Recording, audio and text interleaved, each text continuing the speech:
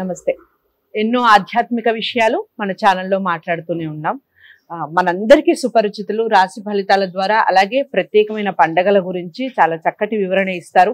చాలా మంది ఫాలోవర్స్ ఉన్నారు గురువు గారికి, చాలా బిజీగా ఉంటారు. మనందరికీ తండ్రి సమానులు, నాకు ఎంతో ఆప్తులని చెప్పొచ్చు రామశర్మ గారు. రామశర్మ గారి గురించి మీరు డైరెక్ట్ గా ఆయన్ని కలవాలి అనుకున్న, జాతకాలకు సంబంధించి, వాస్తుకు సంబంధించి, మరి ఏదైనా ఇతర ఆధ్యాత్మిక విషయాల గురించి మాట్లాడాలి అనుకుంటే స్క్రీన్ మీద కనపడే నెంబర్కి కాల్ చేయొచ్చు. గురువు గారు అపాయింట్మెంట్ లభిస్తుంది, చక్కగా వచ్చి మాట్లాడచ్చు. ఇక ఈ రోజు మనం దీపావళికి సంబంధించి ప్రత్యేకమైన కార్యక్రమాలు చేయబోతున్నాం. అంతేకాకుండా కార్తీక మాసంలో వచ్చే ప్రత్యేకమైన పండుగల గురించి కూడా మాట్లాడబోతున్నారు. ప్రతి వీడియోని మొదటి నుంచి చివరి వరకు చూడండి. ఎక్కడ మధ్యలో స్కిప్ చేసినా కూడా విషయం బోధపడదు. ఇక ధన త్రయోదశి గురించి గురువుగారి మాటల్లో తెలుసుకుందాం.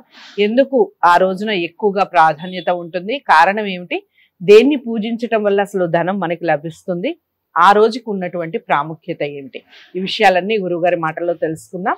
మళ్ళీ చెప్తున్నాను, వీడియో ఎక్కడా స్కిప్ చేయకండి. నమస్కారం గురువు. శుభమస్తు.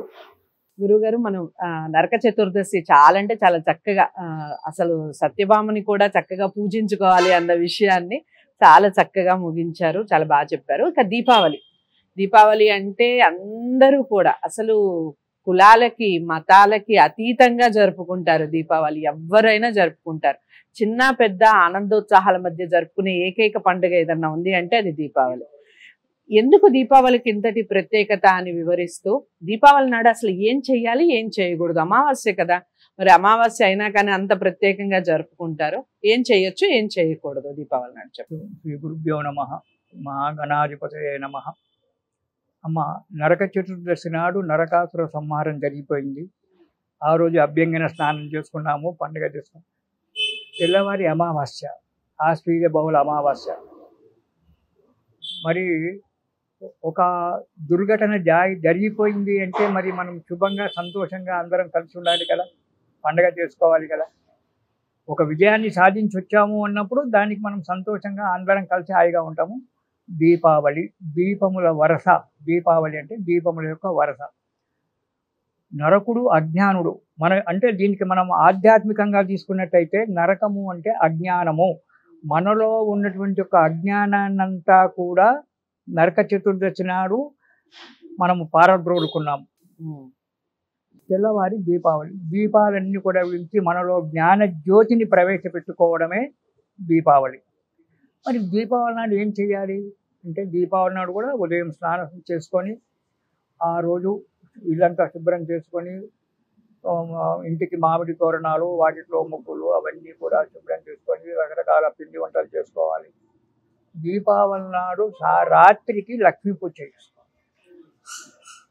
దీపావళి నాడు రాత్రికి, అపరరాత్రో లక్ష్మీ విసర్జనం అంటారు. మధ్యరాత్రి అంటే రాత్రి 11 గంటల సమయంలో లక్ష్మీ పూజ చేయాలి అని చెప్పి శాస్త్రంలో ఉంది. మనం ఆ రోజు అందరూ కూడా లక్ష్మీ పూజలు చేస్తారు. ఈ లక్ష్మీ పూజ రాత్రికి, అపరరాత్రో లక్ష్మీ పూజ పుర్యాలి. అపరరాత్రి అంటే రాత్రి 11 నుంచి 12 మధ్యన ఆ లక్ష్మీ పూజ చేసుకోవాలి. ఈ లక్ష్మీ పూజకు మనం ముందు రోజు పెట్టినటువంటి ఒక లక్ష్మీ ధనత్రయోదశి నాడు పెట్టినటువంటి ఒక లక్ష్మీ కుమారం కలశాలు పెట్టుకున్నాం కదా, అక్కడైనా చేసుకోవచ్చు, లేదా వేరే వేదిక ఏర్పాటు చేసి అక్కడైనా చేసుకోవచ్చు. ఆ దానికే చేసుకున్నట్టయితే అవే మనం వాడుకుంటాం.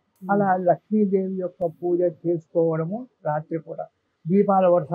దీపాలన్నీ కూడా పెట్టుకోవాలి. అయితే సామాన్యంగా సాయంకాలం గురుహోర, శుక్రహోర అని చెప్పి వస్తాయి మంచి సమయాలు. ఆ సమయంలో లక్ష్మీ పూజ చేసుకోవడము, వ్యాపారస్తులు లక్ష్మీ పూజలు చేసుకోవడము, మన ఇళ్ళలో కూడా లక్ష్మీ పూజలు చేసుకోవడము. ఎందుకు లక్ష్మీ పూజ చేసుకోవాలి అంటే, ఆ లక్ష్మీదేవి మన ఇంట్లో నివసించడానికి. అంటే ఎప్పుడైతే సత్యభామాదేవితో నరకుడు చనిపోయినాడో, నరకుడు చనిపోయిన తర్వాత భూదేవి భూలక్ష్మి అంటారు ఈమెను. ఆమెనేమో మహాలక్ష్మి, ఈమె భూదేవిని భూలక్ష్మి అంటారు. ఈ భూలక్ష్మీదేవి ఏం చేసిందంటే, తన మనమడు ఉన్నాడు అంటే నరకాసుని యొక్క కొడుకు భగదత్తుడు. ఈ భగదత్తుని తెల్లవారి తీసుకొచ్చి, అమావాస్య నాడు భగదత్తుని తీసుకొచ్చి, అయ్యా విష్ణుమూర్తి, వీడు మన మనమడు అంది. అంటే విష్ణుమూర్తి ఇదే కదా, వీడు నా మనమడు భగదత్తుడు, నరకాసురుడి కొడుకు, వీడిని మాత్రం ఏం చెయ్యకు, వీనికి జ్ఞానాన్ని ప్రవేశింపచేసి భగదత్తునికి జ్ఞానాన్ని ఇచ్చి వీని కాపాడు అని చెప్పి కృష్ణుని చేతిలో భగదత్తుని పెట్టింది భూలక్ష్మీదేవి దీపావళి నాడు.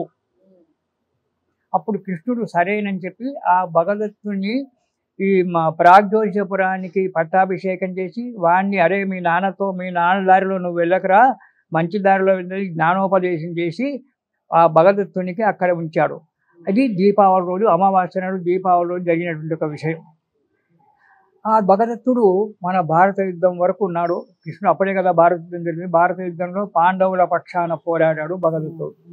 ఆ విధంగా భగదత్తునికి రాజ్యాభిషేకం చేసినటువంటి కృష్ణుడు మనమనికి భగదత్తునికి రాజ్యాభిషేకం చేసినటువంటి ఒక సమయం ఆ రోజు కాబట్టి, అందులో మన నరకుని యొక్క అంటే మనలో ఉండే ఒక అజ్ఞానం అనేటువంటి తొలిగిపోయింది కాబట్టి ఆ రోజు దీపావళి చేసుకోవాలి. ఆ రోజు లక్ష్మీదేవి యొక్క పూజ చేసుకోవాలి. సాయంకాలము లేదా ఉదయము మీకు అనుకూలమైన ఒక సమయంలో, సాయంకాలం ఏం చేయాలి, ఉదయం. అయితే శాస్త్రంలో మాత్రం ఏం చెప్పారంటే దీపావళి నాడు అపరరాత్రవు లక్ష్మీ పూజ కుర్యాత్ అంటారు. మధ్యరాత్రి చెయ్యాలి లక్ష్మీ పూజ అని చెప్పాడు. అంతవరకు మనకు ఓపిక ఉండాలిగా, భోజనం చేయకుండా ఏం లేకుండా మనకు ఓపిక ఉన్నప్పుడే పూజ చేసుకోవచ్చు. ఆ రోజు టపాకాయలు కాలుస్తారు. టపాకాయలు కాల్చడం ఏంటంటే సంతోషం, మేము విజయాన్ని సాధించి వచ్చాము అని చెప్పి టపాకాయలు కాల్చి ఆనందంతో గంతులు వేస్తూ టపాకాయలు కాల్చుకొని అందరితో భోజనం చేసుకుంటూ బంధువులతో కలుసుకుంటుంటారు. అయితే ఈ పూజ చేసినట్టు దీపావళి నాడు అపరరాత్రి మధ్యరాత్రి లక్ష్మీదేవి యొక్క పూజ చేసినట్టయితే ఇంట్లో డబ్బు నిలకడగా ఉంటుంది. చేసేటువంటి ఒక ఉద్యోగ వ్యాపారాలు ఏవైతే ఉంటాయో అవన్నీ అభివృద్ధి చెందుతాయి. ఇది ఒక మనకు అర్థం వస్తుంది. రెండోది భగదత్తునికి పట్టాభిషేకం చేశాడు కాబట్టి ప్రాగ్జ్యోతిషపురం అనేటువంటిది మన భారతదేశంలోనే ఉంది కాబట్టి మనము ఆ రాజుగారిని కృష్ణుని యొక్క మనమన్ని పట్టాభిషేకం చేసినందుకు సంతోషంగా దీపావళిని నిర్ణయించుకోవడం జరిగిందమ్మా. ఇది దీపావళి వృత్తాంతం. చాలా చక్కటి వివరణ ఇచ్చారండి. దీపావళి నాడు పూజ ఎప్పుడు చేసుకోవాలి, ముఖ్యంగా లక్ష్మీ పూజ ఎప్పుడు చేసుకోవాలి, టపాసులు ఎందుకు కాల్చుకుంటాం, అందరం సంతోషంగానే కాల్చుకుంటాం, లక్ష్మీ పూజ విశేషాలు, దానికి సంబంధించిన వివరణ చాలా చక్కగా చెప్పారు రామ్ శర్మ గారు. ఇప్పుడు గురువు గారిని కలవాలి అనుకుంటే స్క్రీన్ మీద కనపడే నెంబర్కి కాల్ చేయొచ్చు. వీడియోని అందరికీ షేర్ చేయండి, లైక్ చేసి ఛానల్ని సబ్స్క్రైబ్ చేసుకోండి. తదుపరి వీడియోతో మళ్ళీ కలిసే ప్రయత్నం చేద్దాం. వరకు సెలవు, నమస్తే. హిట్ టీవీ యాప్, ఇందులో short news, live news, entertainment shows, movies, digital magazines తో పాటు మీ జిల్లా వార్తలను కూడా ఫ్రీగా చూడొచ్చు. ఇంకెందుకు ఆలస్యం, వెంటనే హిట్ టీవీ యాప్ ని డౌన్లోడ్ చేసుకుని ఫ్రీగా ఎంటర్టైన్మెంట్ పొందండి. Hit TV app. Hit TV app. Please download hit TV app. Hit TV app ని ఫ్రీగా డౌన్లోడ్ చేసుకుని ఎంజాయ్ చేయండి. మీకు నచ్చిన ఎంటర్టైన్మెంట్ కోసం హిట్ టీవీ యాప్ ని ఫ్రీగా డౌన్లోడ్ చేసుకుని ఎంజాయ్ చేయండి. హిట్ టీవీ యాప్ ని డౌన్లోడ్ చేసుకుని ఆస్వాదించండి, ఆశీర్వదించండి. ఇంతమంది సెలబ్రిటీలు హిట్ టీవీ యాప్ ని డౌన్లోడ్ చేసుకోండి అని చెప్తున్నారంటే ఎంత మంచి యాప్ ఆలోచించండి. అమెరికా అమెరికాలో చదవాలనుకునే వాళ్ళకి విశ్వసనీయమైన పేరు మన శౌర్య కన్సల్టెన్సీ. UK లో 1 year masters, UK లో 1 year masters, 2 years work permit up to 5 years visa. Contact Shaurya Consultancy. Contact 89851 89851.